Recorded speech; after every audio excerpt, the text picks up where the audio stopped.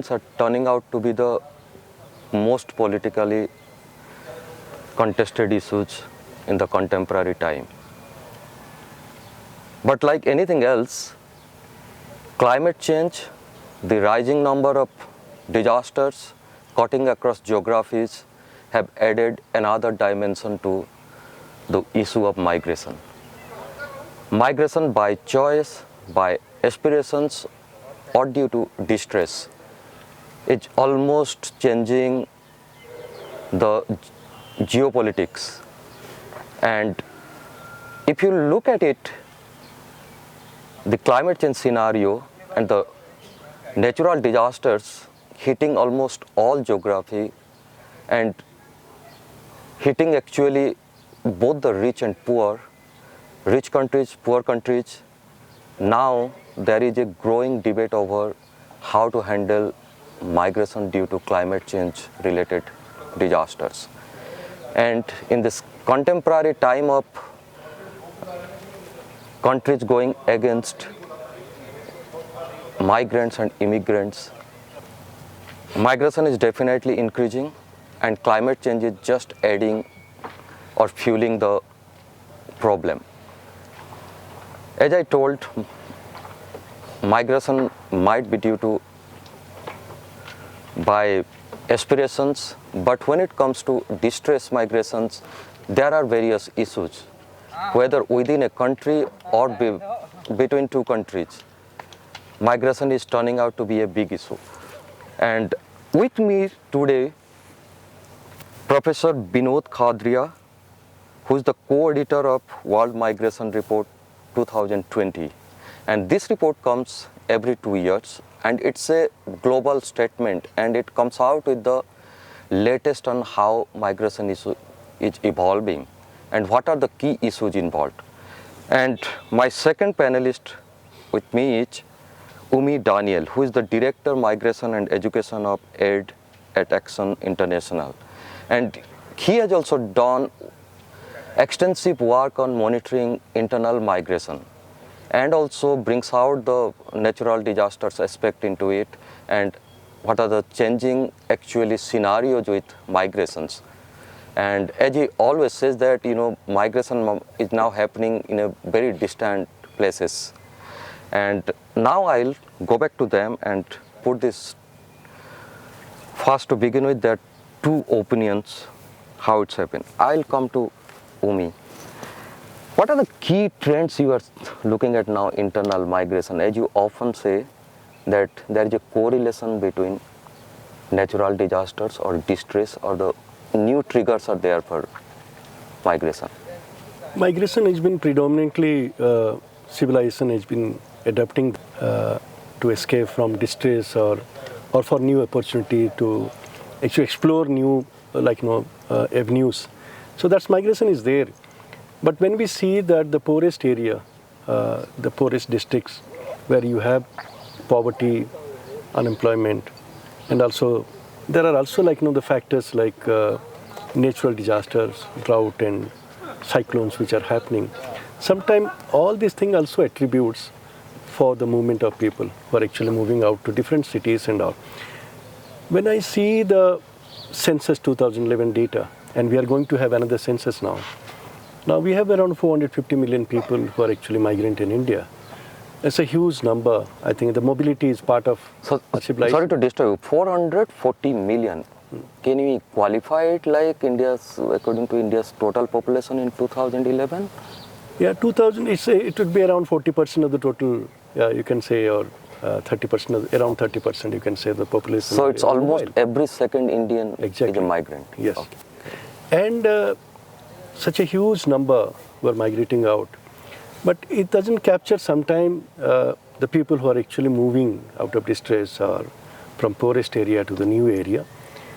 But yes, there was an attempt made in 2017 economic survey, which actually they try to capture the people who are moving from one state to another state.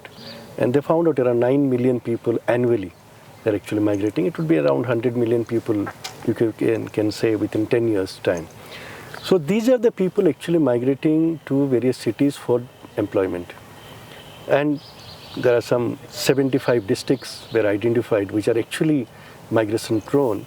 And also they identified the districts which are actually the cities and urban center which are actually receiving migrants. So here we see, when we see that these 75 districts which are actually, and around UP has around 40, and then you have Bihar, then followed by Uttarakhand, you'll surprise. These are the areas where people are moving out. I think there we find, yes, also there is a poverty, there is underdevelopment, there is a aspiration, and also there is a bit of disaster which is actually triggering. So, but it has not been established yet. I think also the data in the disaster-prone area, whether the migration is much more or is stable, or there is any ground data available so that you can measure. Now I'll come to Professor Khadria. You are the co-editor of much awaited global report. It's a global report, migration report. And this time, as you understand, in that report, you have a chapter on natural disasters, triggered migrations. Will you just take us through that, what you found in that report? You have well said. This is the World Migration Report 2020, and I am one of the two editors. It's published every 2 years by International Organization for Migration, with headquartered in Geneva. So Mary McLaugh, who is from the IOM, as the other editor, and I am the co-editor. We looked at the trend in terms of, this is the 10th volume. It comes out every 2 years, as you have said. So 20 years have gone by.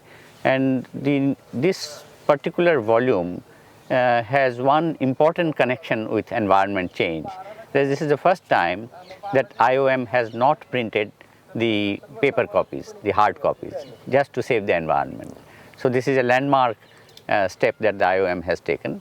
And it has two parts. One is on data update, because data is one issue in international migration, that all countries do not supply the data, the standardization is a problem, and there are many gaps. So this is an attempt in this report to update the data, every 2 years, and this is part one. Part two is thematic. It has 7 chapters, and out of those 7 chapters, one chapter, as you have rightly said, is about environment. So environment and migration have a symbiotic relationship. It's a two-way relationship. Climate change, environment can trigger migration, but it can also be migration can be an adaptation strategy to cope with the consequences of environment change and climate emergency. That's one chapter. There is one more chapter in this out of the 7, which is on crisis. That crisis, migration crisis, migrants in crisis, that is particularly also addressing the issue of migrants affected by climate emergencies. So having said that, I would like to say that this relationship between climate change, environment on the one side and migration on the other side has grown over time. It was not known earlier what is the relationship, but say Millennium Development Goal, and now we are in the Sustainable Development Goal, this relationship is being looked at increasingly as a two-way relationship. So if we go into the report, we find that the seriousness of environment, disaster, climate emergency driven migration can be equated with other two kinds of panic migration, or migration which leads to negative consequences. One is human trafficking, and the other is persecution and strife. Like we have examples from refugees, Syrian refugees, in large numbers are driven away from their homeland, and they have to find abode in other countries. So these are some of the issues that have been dealt with in a very systematic manner, bringing out the issues. And also you find that what is being addressed is that when we look at how many policies addressing the issue of, say, migration policies addressing the issue of environment or climate disaster or climate emergency are there. IOM had conducted in 2018 a survey. So out of the 66 countries, 53 countries had some reference to environmental disasters in migration policies. And when they asked the same question about how many countries have in their environment policies the mention of migration issues, then that was 80% out of 27 countries. So you find that environment specialists have already been putting their mind to the issues of migration, but migrant policymakers or scholars, working researchers have been putting their mind only now. I have a question here, like, is it very visible now that earlier we all knew that the crisis migrations was triggered mostly by the conflicts? Yes. Do you see a change in the trend that now natural disasters, extreme weather events or environment related events are triggering distress migration more and more? Yes, I would like to say yes, because you see what is happening earlier, the climate change or environmental degradation was happening more because of slow onset of these phenomena.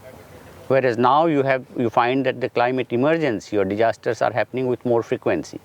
And when they happen, they strike like that, then you find that people are displaced. They have to, look for survival. So flood, earthquake, fires, these are, cyclones. These are some of the phenomena which we heard, other people speaking in this conclave, that their frequency is much more now and their intensity is higher. So that is what is actually triggering this kind of migration where people have to fend for themselves. Umi, now I'll come to you. You have worked across India, but more intensively in Odisha.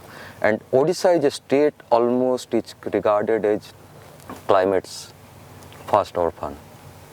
I remember in the late 90s, I wrote that sentence that the climate change dress rehearsal is happening in Odisha. It has, out of the last 100 years, 95 years of disasters. Do you see of late disasters are actually triggering crisis migrations or leading to actually more of livelihood losses than in turn triggering actually migrations? And you have studied two districts extensively. Will you just... Yeah, I think when we see very closely, this Balangir, which is western part of Orissa, has around 19 years of drought. And 2014-15 there was a drought. 16 also there were some part of western Odisha was also drought prone. When you come to coastal region, I think out of 35 very deadly kind of cyclone, 27 hit in the Bay of Bengal, and where actually Ganjam is actually located, and that's the eye of the storm. And Ganjam has the highest number of people migrated to Surat, around close to, informal estimate, putting around 9 lakh people working in Surat, in power loom sector. And when you see Balangir, the total number of people who are registered under Interstate Migrant Workers Act entirely in Orissa, suppose that the government data, 1,35,000, 60% are from Balangir district. That means that the number is huge from Balangir. And in a drought year and non-drought year, you see that it fluctuates. I think people are more in number. So always when we interviewed people, they said 4 factors are responsible. One is the debt, and there is the distress condition they are moving. Third is actually a desire to also earn money, and also disaster. Whether it's a marudi, they say, whether it's a cyclone. And when we see the Fani, which has actually affected, or Hudhud or Titli, you can name it now. I think the frequency has changed. Like 2014 to 2019, there was 4 major cyclone hit. And it's for the government is also like, recovery is late. And till today, I think the Hudhud rehabilitation yet to happen. But people are not going to wait. People need money to rebuild their houses, rebuild their livelihood. So basically, you are saying that, what we started with Yeah. saying that natural disasters does impact your livelihood and it creates debt.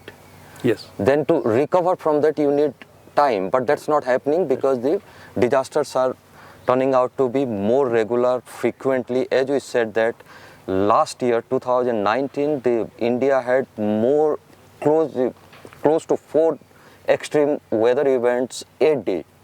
And to conclude, if you look at it, these are the poorest part of the country. And one research shows that in case of a severe drought in Odisha and Chhattisgarh, the farmers bear a loss of $400 million. And those are the India's poorest. And now that migration is more pronounced, as we spoke to two of our panelists, they are very clear that the disasters are increasing, so is the migration. But in a situation where the governments or the countries are not proactive with adaptations and how to adapt to these situations might just add on to the problem. Thank you. Thank you.